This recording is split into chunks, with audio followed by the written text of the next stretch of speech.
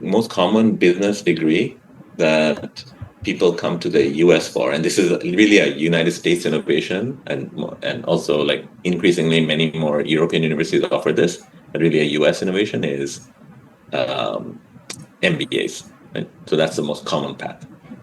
Okay.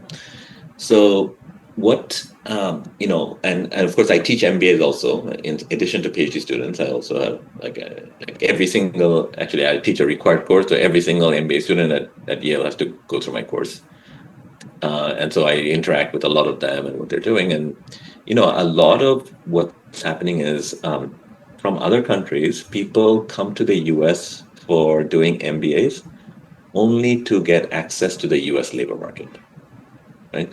So the biggest value is not necessarily like whatever accounting or finance you learn, and there might be some value there too, but the biggest value is like, oh, I access the labor market, like I get a visa, like after getting the student visa, I have like an opportunity to do what's called optional practical training, which is like a year or 3 years, depending on the program, either 1 year or 3 years of like work experience. And during that period, like the company hopefully sponsored me for a longer term visa.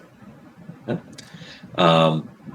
And so then once this has happened, some universities have figured out, okay, if people are generally only looking for access to the labor market rather than like 2 years of training, maybe we can offer programs in a little bit more efficient way, because people aren't looking to take lots and lots of classes in finance, accounting. They feel like they already know it, or they feel like it's not going to be necessary for their employment in the future, right?